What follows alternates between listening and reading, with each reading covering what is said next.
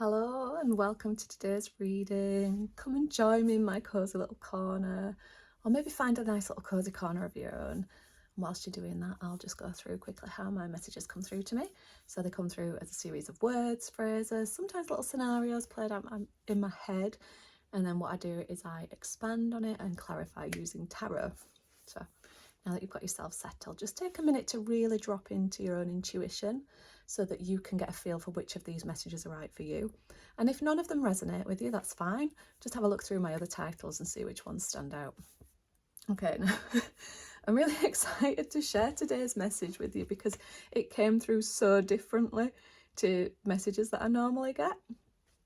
So it was the image of a cat and it was coughing up a hairball, but as it was doing that sort of cough thing where you go, bullshit.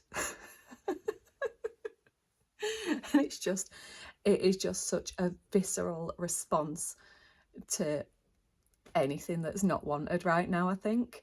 And that's what's coming through really cleanly. It's almost like you've got to a point where you just want to protect yourself from anything that's not right for you or doesn't feel right or is incongruent, just not truth. So yeah, it just feels like you're done with it. And when I've drawn the cards, it is so backing it up. I absolutely love this. And one of them in particular, I've interpreted it differently to how I normally would, because as soon as I saw it, I just knew instantly what it meant, but I'll explain that as I go through. So we got the Queen of Pentacles, the Two of Cups, and Death. Okay, so I'll start with the Queen of Pentacles. So she is someone who is just knows her own self-worth, basically. She's built herself a life that is stable, content, secure.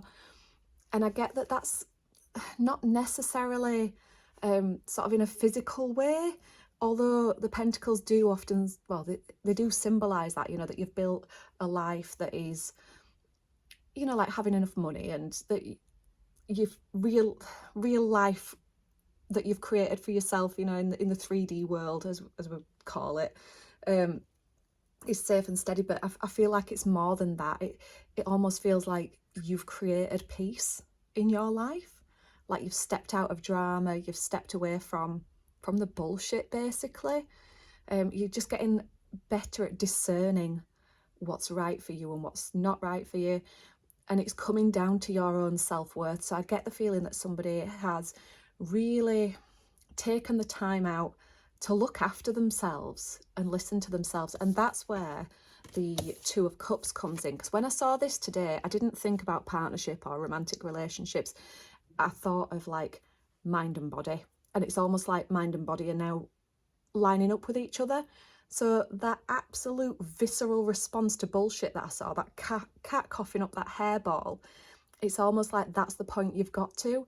Like, your body is telling you the same thing as your head now, because it might be that for a while you've been having the bodily sensations but not quite listening to them, perhaps because your mind's been trying to logic something like, oh, it's not really that bad, or it's stable, it's safe. I don't know what it is you've got going on, but when your mind just does that thing where it convinces you that something's okay, but your body's screaming at you, it's really not. I feel exhausted. I don't feel like myself. And you're overriding it. And it's really easy to slip into that, especially if you're a people pleaser. Guilty of that one myself. So anyway, when the death card has come out, then it's almost like you have just drawn a line under it, and you've let go of that old part of yourself that swallowed that bullshit for so long. That absorbed it, that moulded yourself into something you weren't to accommodate it. That's honestly what it feels like. And I think as well, the death card signifies an ending of something tangible as well. So I don't think this is just you deciding this. I think there's been a situation that has kind of forced an ending, or it might be that you've decided that something's an ending, but something has come to an end. And I think sometimes it's only once you move away from something that you can see things for how they really were.